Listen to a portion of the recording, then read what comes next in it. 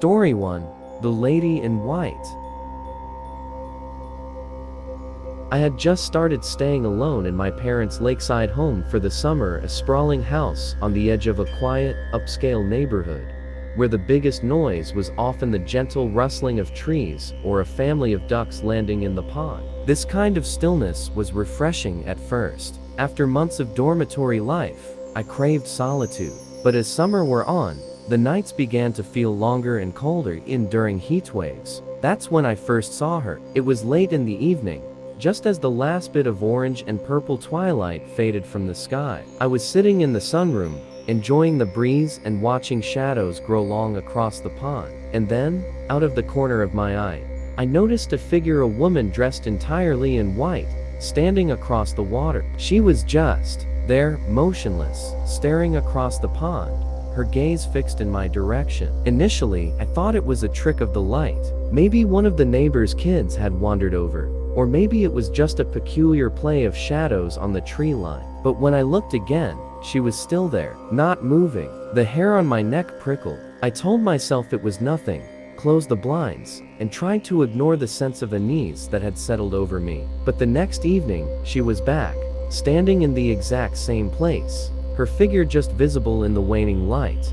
This time, paid closer attention. She was pale, with dark, wet-looking hair hanging down her shoulders. She wore a simple white dress that seemed to shimmer, reflecting the faint light off the pond. But what stood out most was her face. Her expression was twisted in sadness, eyes wide and sorrowful, as if silently pleading for something. I couldn't look away, feeling her despair sink into me. I wanted to go outside, to talk to her, ask if she was all right. But when I stepped out onto the porch, she vanished. I stood there in the silence, my heart pounding, knowing I hadn't imagined her. Over the next week, I couldn't shake the feeling of being watched, even when I was sure I was alone. Every night, the woman in white reappeared, each time edging a little closer to my side of the pond. I started noticing strange things happening around the house. Lights flickered, my phone and watch would die unexpectedly. And once, I found wet footprints on the back deck leading up to the sliding glass door. There was something wet, almost slimy, left on the glass, as if someone had pressed their hands against it. At this point, I couldn't ignore the feeling that something was very wrong. I started doing some digging, hoping to find some logical explanation for what was happening. After combing through old records and talking to a few locals, I discovered a chilling story. Nearly 30 years ago, a young woman had drowned in the pond. She'd been a recluse, with few friends and little family, and her death was ruled an accident. But rumors persisted. Some whispered that she had been in love with someone from the area, while others said she had suffered from a great heartbreak. Either way, many believed she hadn't left the pond entirely. One night, a sudden crash woke me from a restless sleep. I looked at the clock, 3:17 a.m. Groggy and unnerved, I made my way to the sunroom, dreading what I might find. There she was, right at the edge of the backyard, her face partially illuminated by the moon. She was so close now that I could make out the water dripping from her hair and dress, the pond's algae clinging to her. Her eyes met mine, filled with a hollow, endless sadness, and then she began to move forward. I froze, watching as she floated towards the house, her feet barely touching the ground. Every fiber in my being told me to run, but I couldn't move. Her face began to contort, shifting from sorrow to rage, as if blaming me for something I couldn't understand. She raised her hands and pressed them against the glass of the sunroom door, leaving trails of muddy water. The air in the room dropped, and I could see my breath fogging the glass as she whispered something inaudible, her gaze never leaving mine. Finally, as if satisfied, she backed away, slowly fading into the shadows. My legs gave way, and I collapsed, clutching my chest. After that night, I couldn't sleep. I kept seeing her, even during the day, at the pond's edge or in the reflection of the windows. Desperate, I contacted a spiritual guide, who suggested a cleansing ritual. With hope of peace, I followed the instructions meticulously, lighting sage and leaving salt around the property. But instead of finding relief, the ritual seemed to anger her. That night, she appeared again, now inches from my bedroom window. Her eyes burned with intensity, her fingers leaving streaks of dark water as she clawed at the glass, her whispers louder than ever. "Help me," she murmured, over and over, her voice desperate and terrifying. I couldn't take it any longer. I packed a bag and left the house that night, driving until I felt safe enough to breathe. Weeks later, I learned that one of my neighbors had seen a similar apparition by the pond, an unfamiliar woman dressed in white, her face twisted with sorrow, watching their home from afar. The woman in white is still out there, haunting the pond's edge and waiting for someone to help her. Story 2. The Creature Beneath the Water. Summer had always been my favorite season, a time when life slowed down and the world felt less complicated. After finishing another semester of college, I looked forward to a few months alone at my parents' quiet lakeside home. It was the kind of place where time felt slower, where I could sit on the back porch and watch the sun shimmer off the pond, undisturbed. I thought I was going to have a peaceful few months of solitude, but what I found was nothing close to peaceful. It began innocently enough.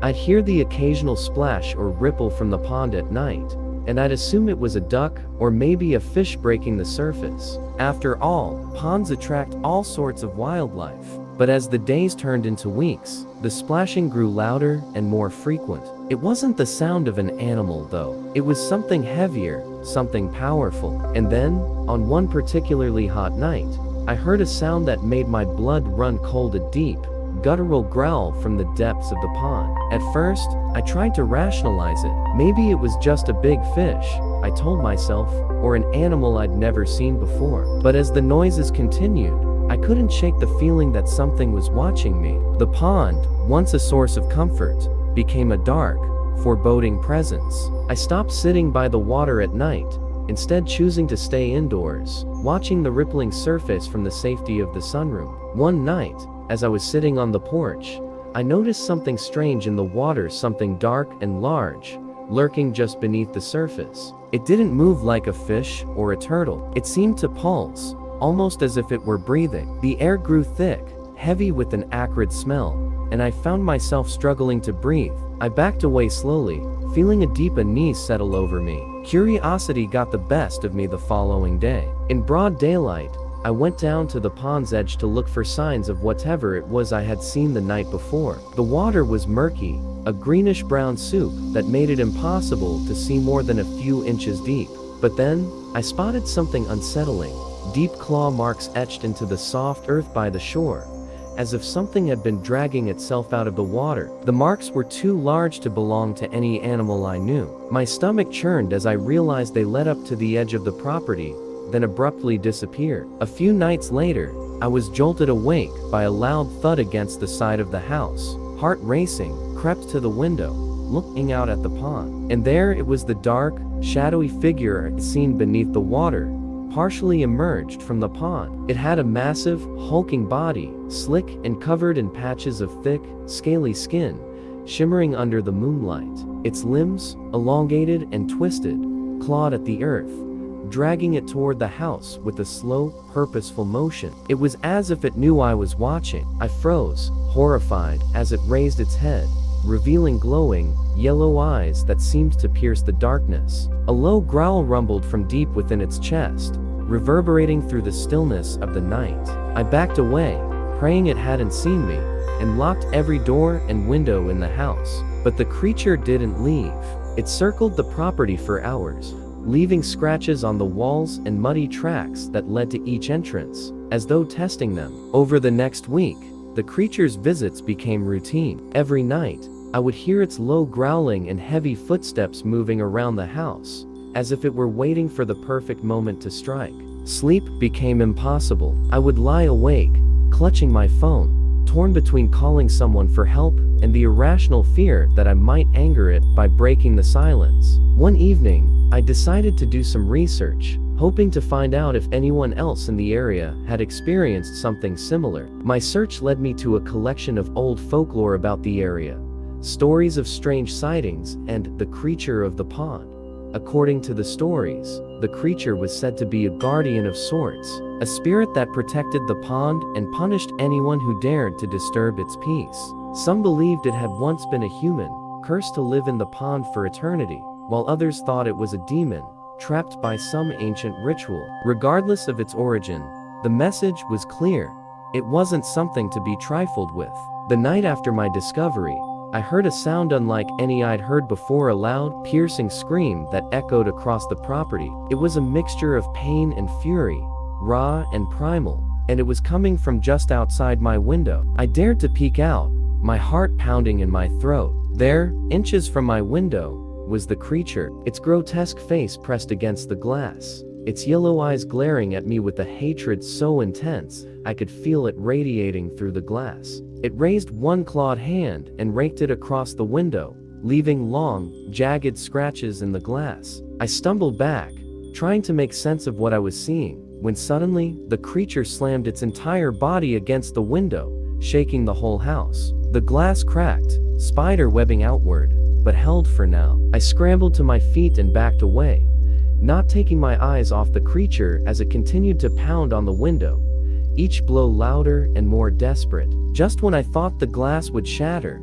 it stopped, its head tilting as if listening. A low growl escaped its throat, and then, just as suddenly as it had come, it turned and slunk back toward the pond, disappearing beneath the surface with one final splash. The next morning, I found the ground around the pond disturbed, as though something large had been thrashing there all night. Deep claw marks crisscrossed the dirt, leading into and out of the water. And I wasn't the only one who had noticed. My nearest neighbor, a quiet man who rarely spoke, approached me later that day. He looked pale, his hands shaking as he asked if I'd heard the noises last night. I nodded, sensing he had his own tale to tell, but he shook his head, unwilling to say more. That day I made a decision. I would leave.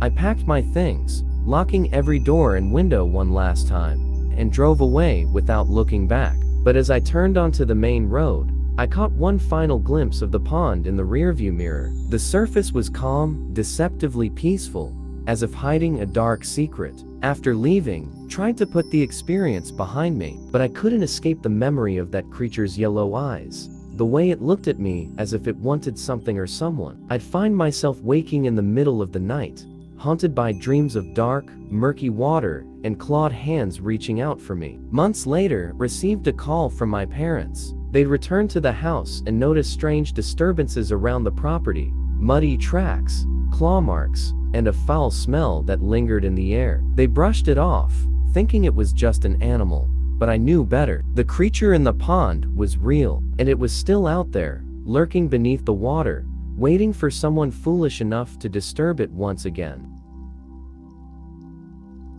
Story 3: The Man Who Stares from Afar. It was supposed to be a summer of quiet, relaxation, and solitude. I had taken a semester off from college, needing some time to recharge, so I was staying alone at my parents' lakeside house. Nestled in an upscale, quiet neighborhood, the house bordered a still pond. It was secluded, neighbors were distant, properties large, and the area was blissfully silent. I thought I'd find peace, with days spent reading and evenings watching the sun sink behind the trees. But solitude can be deceptive. Sometimes, the silence allows things to slip in unnoticed, things you might otherwise overlook. It all started with a shadow. One evening, as I sat on the back porch enjoying the quiet, I noticed someone across the pond. It was twilight, and the fading light made it difficult to see clearly, but I could make out a figure standing among the trees, just visible through the haze of dusk. He was completely still, facing in my direction, but too far for me to make out any details. I figured it was probably a neighbor from one of the houses on the other side of the pond, though I didn't remember seeing anyone living over there. The next few nights, I noticed the figure again, always standing in the same spot. I tried to ignore him, convincing myself it was just a person taking evening walks, enjoying the same solitude I was. But every time I looked, he was there,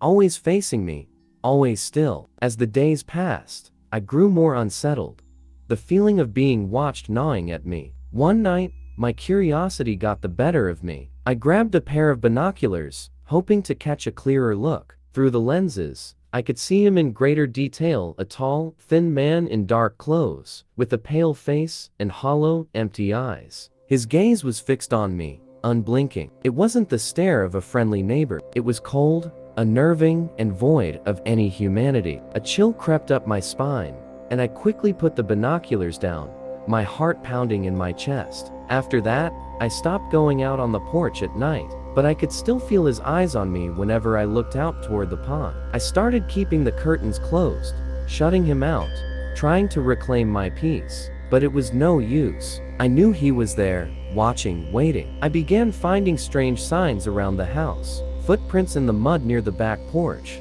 too large and too deep to be mine. Once, I found a dark, muddy handprint on the window, smeared across the glass as if someone had pressed their hand against it. Then, notes began to appear. They were always small, scraps of paper with messages scrawled in messy handwriting. "I see you," one note read. Another simply said, "Soon." I tried to brush it off as some sick prank, maybe a teenager from the neighborhood trying to scare me. But the sense of dread only grew. I could feel his presence around the house, could sense him watching even when I was inside. The air felt heavy, oppressive, and I found myself growing more paranoid, constantly looking over my shoulder, jumping at the slightest sound. One night, I heard a scraping sound against the window in my bedroom. I froze, my heart hammering. The scraping grew loud, a slow, deliberate sound like nails dragging across glass. Summoning the courage, I pulled back the curtain just a fraction, and there he was, inches from the window. His pale face pressed against the glass,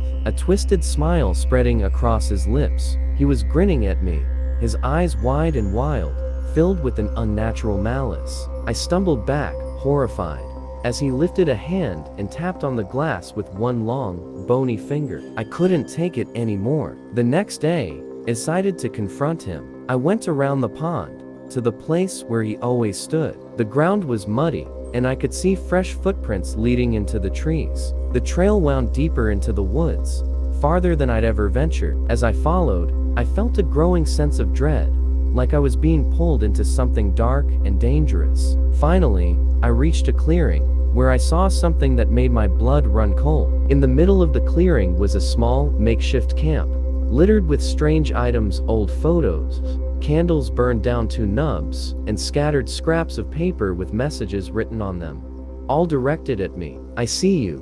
I know you. Come closer."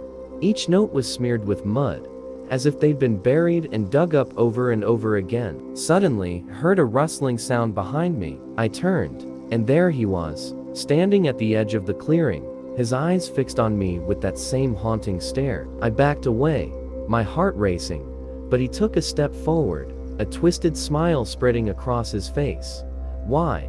I stammered, my voice shaking. "Why are you doing this?" He tilted his head, as if considering my question, but he didn't answer. Instead, he raised his hand, showing me a torn piece of paper with my name scrawled across it. My blood ran cold as I realized he had something of mine. A personal belonging, a photograph I hadn't noticed was missing. The figure stepped closer, and I realized there was nowhere to run. He was between me and the path back to the house. My chest tightened as he closed the distance between us, his eyes boring into mine, his smile widening into something grotesque. I was paralyzed with fear, unable to move, trapped by his gaze. Then, just as he was an arm's length away, he whispered something so faint I could barely hear it, but it chilled me to the bone. "You called me here." My mind raced, trying to make sense of his words. I hadn't called anyone, let alone someone like him. But then I remembered the times I'd watched him through the binoculars, the times I'd ventured out, hoping to catch a closer look. I realized that, in some twisted way, curiosity had been an invitation. I had given him permission to invade my world. Just when I thought he would reach out and grab me, he stepped back, fading into the shadows. His gaze never wavered, and that smile, cold, merciless, remained fixed on his face as he disappeared into the darkness. I stumbled back to the house, locking every door and window, trying to shake the feeling of his presence. I hoped that ignoring him would make him leave, that closing myself off would be enough to drive him away. But every night, I felt him nearby, lurking in the shadows, just out of sight. The handprints continued to appear on the windows. The notes continued to pile up, each one a reminder that he was waiting, watching. I stopped sleeping. I spent my nights awake, every creak and groan of the house twisting my stomach with fear. My parents called, asking if everything was all right, but I couldn't bring myself to tell them. How could I explain the horror that had taken hold of my life? One night, I woke to find a final note slipped under my door. It was different this time, the handwriting frantic and messy. "I'm always here. You can't hide." I knew then that I couldn't stay. I packed a bag and left before dawn, driving away from the house, from the pond, and from whatever had been watching me. I don't know what he was, or why he fixated on me. Maybe he was just a man, twisted and lost. Or maybe he was something else, something beyond understanding. But I knew I couldn't stay to find out. In the weeks that followed, I tried to move on, but the memories stayed with me, haunting my dreams. And sometimes, in the dead of night, I swear I can feel his gaze on me, like he's still out there, waiting, watching, just a shadow in the dark. Even now, I catch glimpses of him in reflections in the darkened windows of my new apartment or the rearview mirror of my car. I'll see that pale, haunting face, just for a second, before he vanishes, leaving me wondering if he's truly gone, or if he's just waiting for me to call him back.